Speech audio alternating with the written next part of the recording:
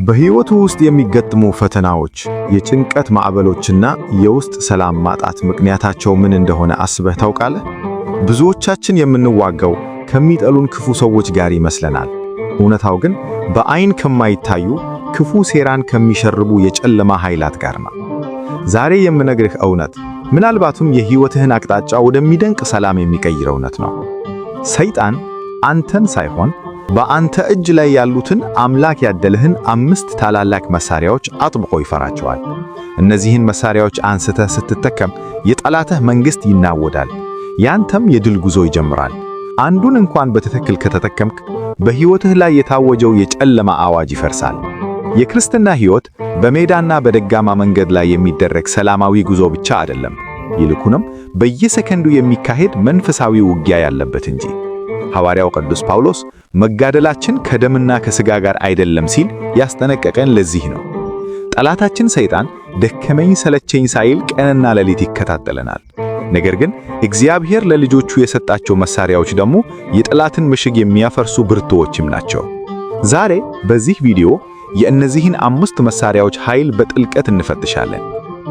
አንደኛ፣ መስቀል፣ የድል ምልክትና የጠላት መቅሰፍት። የመጀመሪያውና ከሁሉ በላይ ጠላት የሚደነግጥበት መሳሪያ ክቡር መስቀል ነው። መስቀል ለዓለማውያን ሞኝነት ነው፣ ለእኛ ግን የእግዚአብሔር ኃይል ነው። ሰይጣን መስቀሉን ሲያይ የደረሰበትን ታላቅ ሽንፈት ያስታውሳል። በዕለተ ዓርብ በጎልጎታ ተራራ ላይ ጌታችን በመስቀል ላይ ሆኖ ተፈጸመ ሲል የሰይጣን ግዛት አበቃለት። ታዲያ አንተ መስቀልን የምትጠቀመው እንዴት ነው? እንደ ዓለማውያኑ ለጌጥ ብቻ ነው ወይስ እንደ ጽኑ መሳሪያ? አማትበህ ስትወጣ፣ በቤትህ ግድግዳ ላይ ስትሰቅለው ወይም በአንገትህ ስታስረው ዝም ብሎ ምልክት ብቻ አይደለም። መስቀል የእሳት አጥር ነው። ቅዱሳን አባቶቻችን በጸሎት ሰዓት በስመ አብ ወወልድ ወመንፈስ ቅዱስ ብለው ሲያማትቡ የክፉ መናፍስቱ ሰራዊት ተበታተነው ይሸሹ ነበር። መስቀልን በጥልቅ እምነት ሆነህ ስታማትብ በዙሪያህ ያሉትን ክፉ ድባቦች ታፈርሳለህ።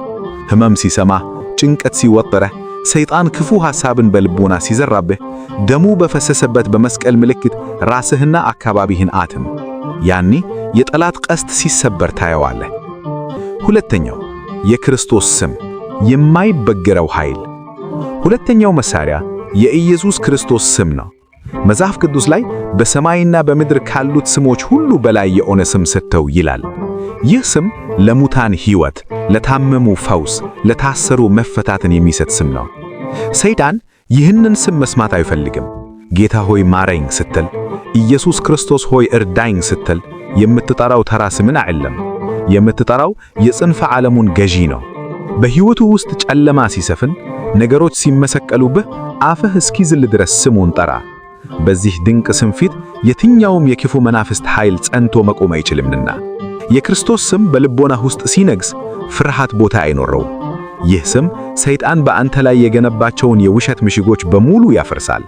ጠላት አንተን ሊያጠጋ ሲመጣ ስምህን መጥራትህ ታላቅ ጠባቂን ከፊትህ እንደማቆም ማለት ነው።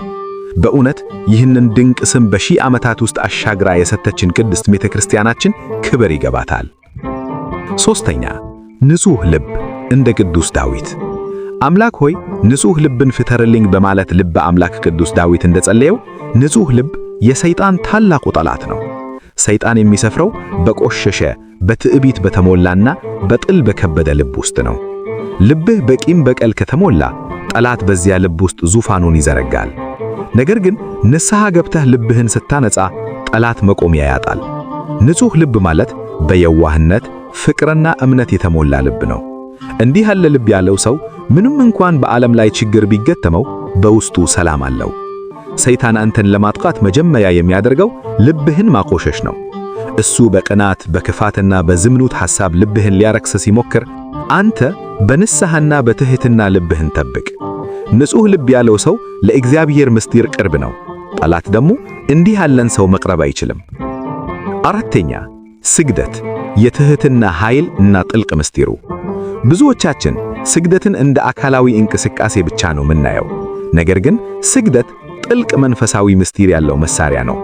ስትሰግድ ራስህን ወደ መሬት ትዝቅ ታደርጋለህ። ይህም ከአፈር ተፈጥሬያለሁ ወደ አፈር እመለሳለሁ ብለህ ትሕትናን መግለጥህ ነው።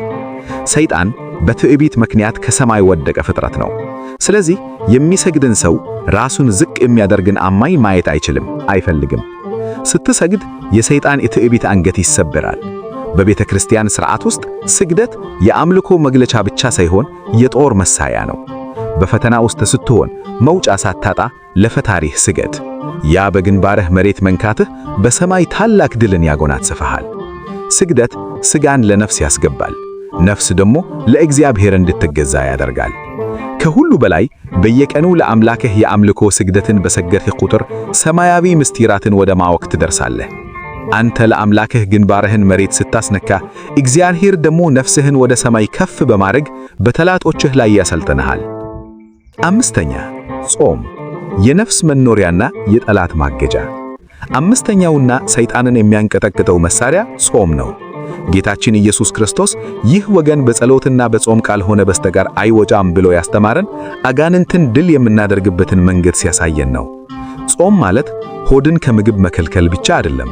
ጾም ማለት ለነፍስ ነፃነት መስጠት ማለትም ነው። ሰውነታችንን በምግብና በቅኖት ስናለሰልሰው ነፍሳችን ትዝላለች፣ ጠላትም ደግሞ በቀላሉ ያጠቃናል። ስንጾም ግን ሥጋችንን እናደክመዋለን፣ ነፍሳችን ግን ትበረታለች። ጾም ለሰይጣን ታላቅ መከላከያ አጥር ነው። በጾም ወቅት የምናደርገው ተጋድሎ ለጠላት የሚሰጥ መልስ ነው። እኔ የምኖረው በእግዚአብሔር ቃል እንጂ በምግብ ብቻ አይደለም ብለህ የምታውጅበት ጊዜ ነው። በጾም ውስጥ ሆነህ የምትጸልየው ጸሎት ሰማያትን ሰንጥቆ ያልፋል። ስለዚህም ወገኔ መሳሪያዎችህን አንስተህ ታጠቅ፣ የድል ጉዞን አሁኑን የጀምር። ተወዳጆች፣ እነዚህ 5 መሳሪያዎች እጃችሁ ላይ ናቸው። መስቀሉ፣ ስሙ፣ ንጹሕ ልቡ፣ ስግደቱና ጾሙ። እነዚህን መሳሪያዎች በቸልነትነት አትዩአቸው። በሕይወታችሁ ውስጥ ሰላም ካለ እነዚህን ፈልጉ። በቤታችሁ ውስጥ ጭቅጭቅ ከበዛ በመስቀል አማትቡ። በጾም ወደ ፈጣሪህ ጩኹ። ይህንም ልብ አድርግ፣ ጠላትህ ሰይጣን አንተን የሚፈራህ በጉልበትህ ሳይሆን እነዚህን ሰማያዊ መሳሪያዎች ታጠቅክ ከሆነ ብቻ ነው። ዛሬውኑ አንዱን መሳሪያ አንሳ። ዛሬውኑ በንስሐ ልብህን አጽዳ። ዛሬውኑ በጌታ በኢየሱስ ክርስቶስ ስም መማካት ጀምር።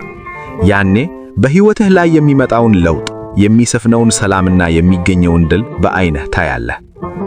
አምላካችን ኃያልና ክቡር የሆንክ ፈጣሪያችን ሆይ የጠላት ፍላጻ ልባችንን እንዳይወጋ በመስቀልህ ኃይል ከለህ ጠብቀን። ስምህ በአፋችን፣ ፍቅርህ በልባችን፣ አምልክነትህ በሰውነታችን ይንገስ። በደካማ ሥጋችን ውስጥ ያንተን ብርቱ መንፈስ አሳድር። ለሰይጣን ፈተና እንዳንበግር አበርታን። የንስሐ ልብ ስጠን። በጾምና በጸሎት ወደ አንተ እንድንቀርብ እርዳን። እንባችንን አብስ፣ ሰላምህንም በቤታችንና በሀገራችን ላይ አውርድልን። በእውነት እነዚህን መሳሪያዎች ተጠቅመን የጠላታችንን ክፋት ድል የምናደርግበትን ኃይል ይስጠን። ምስጋና ይሁን አንድ አምላክ ለሚሆን ለአብ ለወልድ ለመንፈስ ቅዱስ ዛሬም ዘወትርም ለዘላለሙም አሜን።